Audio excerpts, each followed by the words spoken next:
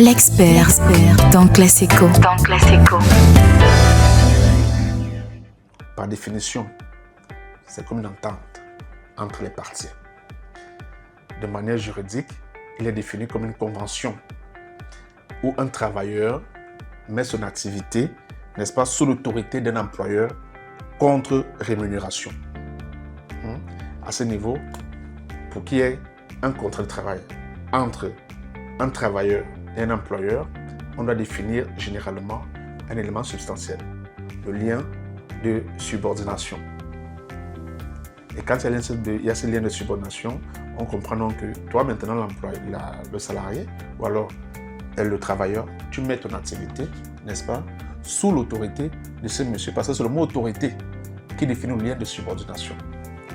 Donc les apprenants, ceux qui sont en truc pré-emploi, les dames de ménage, que nous respectons beaucoup et qu'on sort, sont sous l'autorité, n'est-ce pas, d'un employeur, de leur employeur, bien de leur patron, comme on le dit vulgairement, n'est-ce pas. Et étant là sous l'autorité, il y a ceci qu'on appelle le particulier qui a une rémunération qui s'ensuit. Donc voilà ce qui crée le lien entre le travailleur et son patron, pour ne pas dire son employeur. Donc voilà. Le contrat maintenant, il peut être à durée déterminée, c'est-à-dire que vous allez terminer un temps T pendant lequel vous allez évoluer ensemble. Vous pouvez dire, bon, en un an, nous avons 1 an de contrat, nous avons 6 mois de contrat, nous avons 2 ans de contrat. Maintenant, de l'autre côté, il y a ce qu'on appelle le contrat de travail à durée indéterminée. C'est-à-dire, vous allez dire, nous allons travailler jusqu'à sans se fatiguer. C'est celui qui va se fatiguer en premier qui va dire à l'autre que bon, gars, on a fait plus de 10 ans, plus de 15 ans. Moi, je vais me reposer, je veux partir. C'est-à-dire qu'il peut être rompu de manière unilatérale. Encore, il faudrait que soit l'employeur, soit le travailleur puisse être avisé avant. Donc voilà, un contrat verbal, c'est un contrat. Puisque généralement, lorsqu'il a une valeur juridique, il y a accord de volonté. Et c'est suffisant pour créer un contrat entre deux parties. Il y a accord de volonté. L'un veut se soumettre à l'autre et il y a conclusion d'une certaine rémunération, de la rémunération que celui-là aura et définition de ce que celui-là effectuera comme tâche. Cet accord de volonté déjà réussit, n'est-ce pas, à établir le lien contractuel. Déjà, il faut faire attention aux éléments clés d'un contrat écrit. Nous avons en premier lieu l'identité et l'adresse des parties. C'est déterminant. L'identité et l'adresse des parties.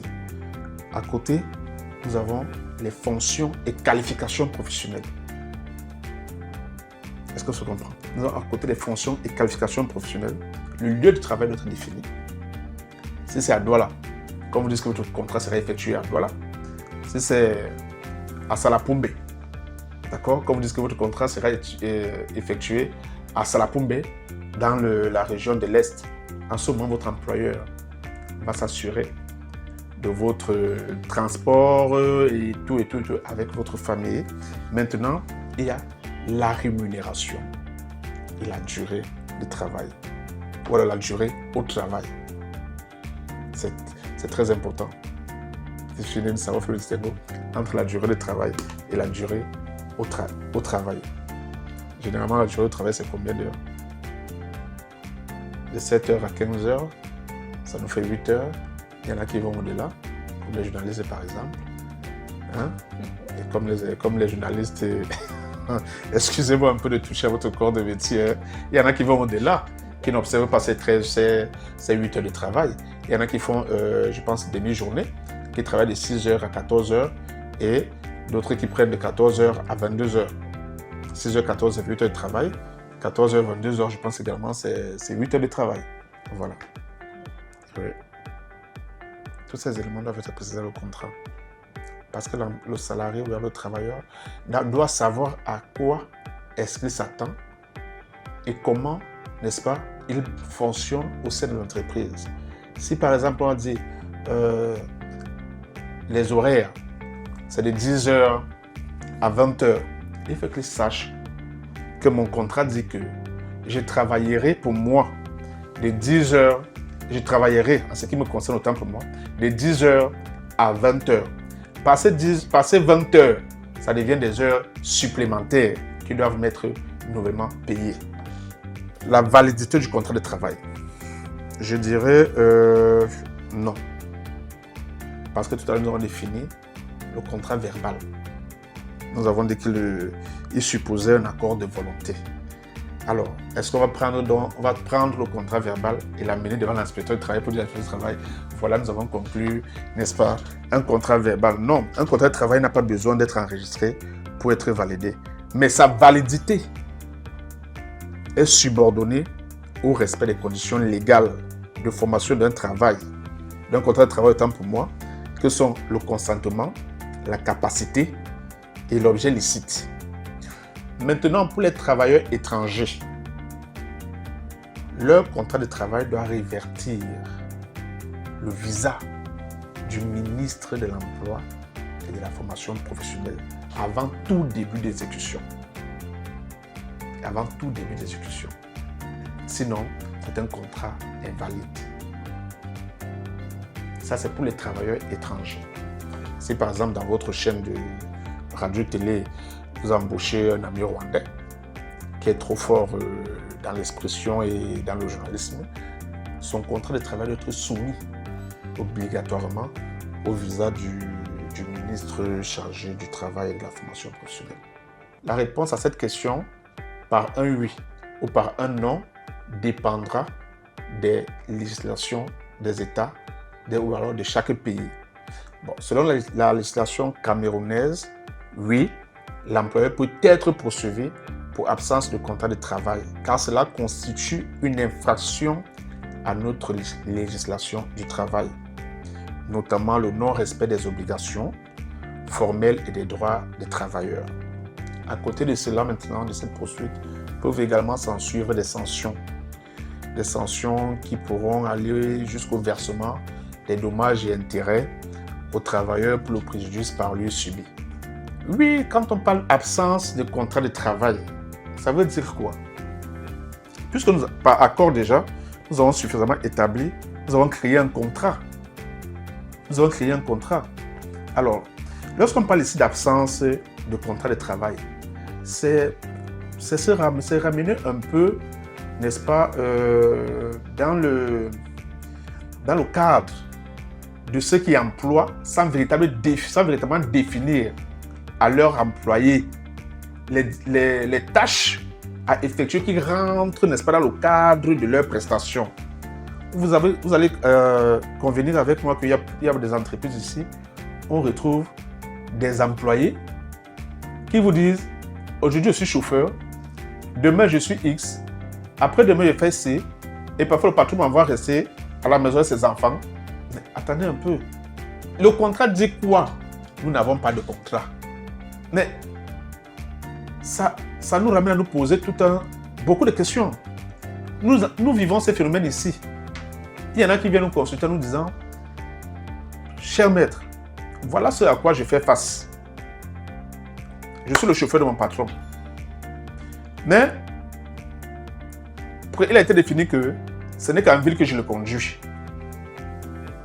Nous n'avons pas écrit ça quelque part. Mais il me dit, mon patron me dit, que dans mon contrat, je suis amené à conduire, n'est-ce pas, à le conduire partout où besoin est dans le Cameroun. Et pourtant, lors de nos accords verbaux, cela n'a pas été défini.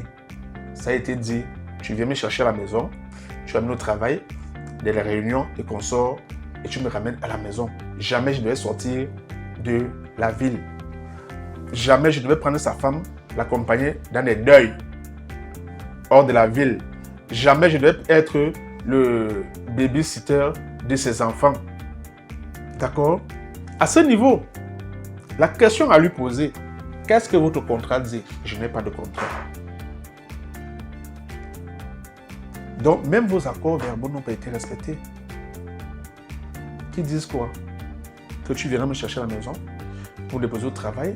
Si on a des réunions, il y aura ci, il y aura ça, et tu me ramènes à la maison avec des heures bien déterminées. Et on finit par comprendre que, par voir que certainement, il finit par vivre une situation dans laquelle, jusqu'à 4 heures du matin, il se retrouve à dehors son patron. Alors, est-ce que le contrat l'a défini? Non. 7 heures, tu es à la maison. 8 heures, nous sommes au boulot. 18 heures, 20 heures, nous sommes dans les réunions. Et peut-être 22 heures, 23 heures, tel que c'est conclu, tu me ramènes à la maison. Voilà ce qu'ils nous disent généralement.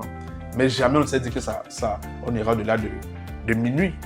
Et si on va au-delà de minuit, est-ce que les heures supplémentaires sont payées? Non, elles ne sont pas payées. Elles ne sont pas payées autant pour moi. Qu'est-ce qu'il faut qu'on fasse? Est-ce qu'on parlera alors en ce moment de l'essence d'un contrat? On comprendra qu'il n'existe pas de contrat. Il y a des Chinois qui le font ici dehors, qui vous embauchent de manière verbale, mais quand vous arrivez, n'est-ce pas, au sein de leur entreprise, que ce soit dans les mines, que ce soit dans les ventes de trucs, de bibelots et consorts, vous comprenez que je travaille avec acharnement, c'est moi qui décharge les camions, c'est moi qui ramène, qui va chercher la nourriture, c'est moi qui fais c'est moi qui fais ça. À la fin, ce pour comment embaucher, je ne le fais pas. Il y a absence de contrat. À ce niveau, l'employeur peut être poursuivi pour qu'il dise déjà, parce que quand on le poursuivra, il va se prononcer, on va lui poser des questions. Il va dire pourquoi est-ce qu'il s'est comporté ainsi. Et au bout de ça, lorsqu'on trouvera notamment qu'il a tort, on pourra, n'est-ce pas, définir qu'il y a un non-respect des obligations formelles et non-respect du droit du travailleur. Et les sanctions qui pourront s'en suivre vont lui être appliquées.